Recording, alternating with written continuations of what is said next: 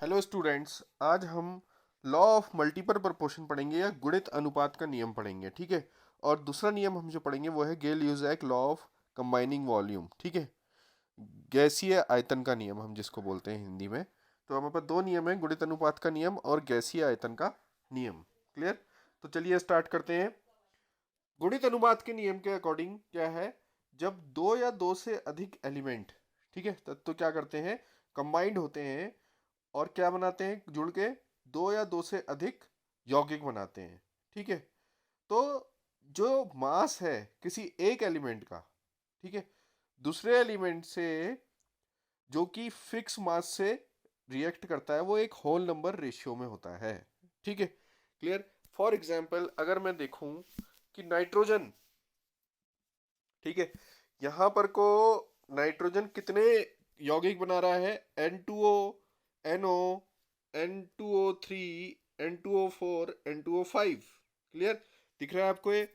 और यहाँ पर को जो नंबर ऑफ पार्ट है नाइट्रोजन N2O में कितना, एक नाइट्रोजन का होता है 14, ठीक है, तो दो नाइट्रोजन का 28, एक ऑक्सीजन है तो 16।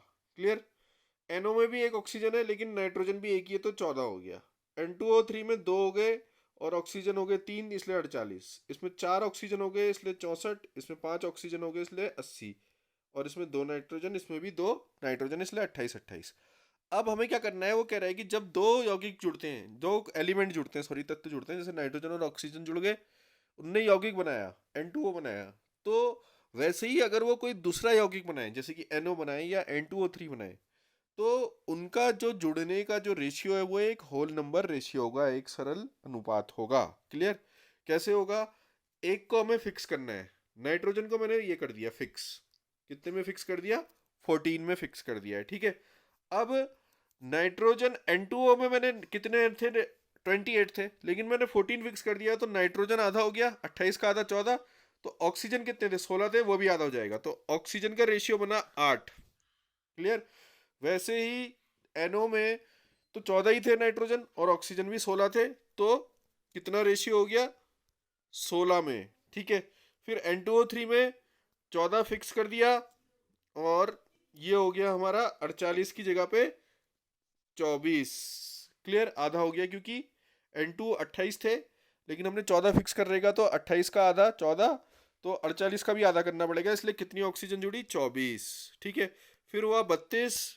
क्लियर, समझ गए, 64 है क्योंकि यहाँ पे ऑक्सीजन कितनी जुड़ी थी, 64, लेकिन नाइट्रोजन भी 28 थे, लेकिन हमने नाइट्रोजन को फिक्स कर रहेगा 14 में, तो नाइट्रोजन को 28 का आधा करना पड़ेगा, 14, और 64 का भी 14, कितना हो गया, 32। फिर ऐसे ही 80 में हो जाएगा, 80 का आधा 40। क्लियर।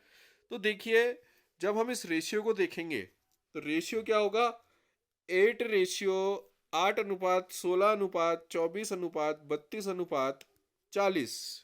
क्लियर।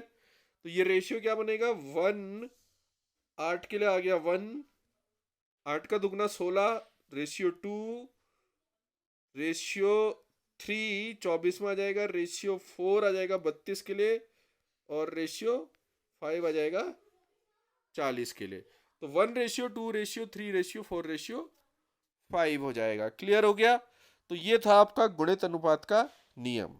क्लियर। इसके अकॉर्डिंग क्या है, जब दो एलिमेंट एक दूसरे से कंबाइंड होंगे, क्या बनाने के लिए, एक से ज्यादा अधिक यौगिक बनाने के लिए, और एक का मास अगर हम फिक्स मास कर लें तो वो दूसरा जो है वो एक फिक्स्ड होल नंबर रेशियो में आपसे क्या करेगा, रिएक्ट करेगा। क्लियर। चलिए आगे बढ़ते हैं। अगला है गेल-ल्यूजैक का आयतन संबंधी नियम। ठीक है। इस नियम के अकॉर्डिंग क्या है कि सपोज दो गैसें हैं, ठीक है, पहली है H2, दूसरी है O2। क्लियर। या पहली है हाइड्रोजन, ठीक है, और दूसरी है क्लोरीन Cl2 या O2, कुछ भी ले लो। क्लियर। तो under similar conditions of temperature and pressure, ठीक है, ताप और दाब की समान परिस्थितियों में, मतलब टेम्परेचर बराबर होगा दोनों में, और जो है आपका प्रेशर भी बराबर होगा, दाब भी बराबर होगा। ठीक है। whenever gases react together, जब जब गैसें आपस में रिएक्ट करती हैं, the volume of reacting gases as well as product bear a simple whole number ratio। ठीक है। तो जो आयतन है,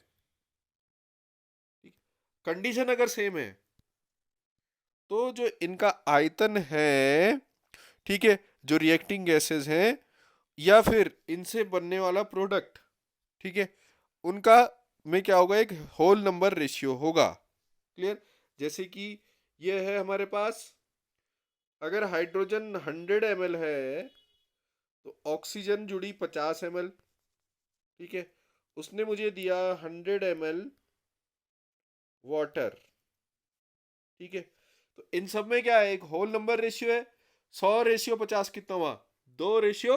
क्लियर? तो लिखा भी है, देखिए यहां पर को, यहां पर देखेंगे हम क्या लिखा है, अतः हाइड्रोजन और ऑक्सीजन के आयतन में संयुक्त, ठीक है, जो कि आपस में संयुक्त हो रहे हैं, 100 ml और 50 ml है, आपस में सरल अनुपात कितना हो जाएगा, 2:1।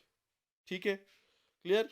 तो बहुत सिंपल सा लॉ है ये, और ये एक्सपेरिमेंटली भी प्रूफ हो रखा है। जैसे कि अगर मैं कहूँ एक वॉल्यूम हमने हाइड्रोजन की ली और एक वॉल्यूम क्लोरीन की ली, तो हमें 2 वॉल्यूम HCl की मिली, ठीक है। तो उनमें 1:1:2 का अनुपात हो जाएगा, 1:2:1 का, ठीक है। वैसे ही यहां पर को 2H2 जो अभिक्रिया होगी वो क्या होगी, वो होगी 2H2, ठीक है, 2H2+O2। तो 2 वॉल्यूम रेशियो 1, ऑक्सीजन के लिए कितना आ जाएगा, 1। क्या दे रहा है मुझे, 2H2O, क्या दे रहा है, 2H2O, तो रेशियो 2, ठीक है। यहां पर देखेंगे, अगर मैं कहूं कि मेरे पास अभिक्रिया है 2H2+O2 गिव्स 2H2O, ठीक है। तो देखो 2 रेशियो इसके लिए हो गया, रेशियो 1:2, तो क्या बना, 2:1:2। तो यहां पर को भी गेल-यूजेक लॉ आसानी से अप्लाई हो सकता है, ठीक है। आई होप आपको वीडियो पसंद आया होगा, और चैनल को सब्सक्राइब जरूर करें आगे के वीडियो देखने के लिए। Thank you.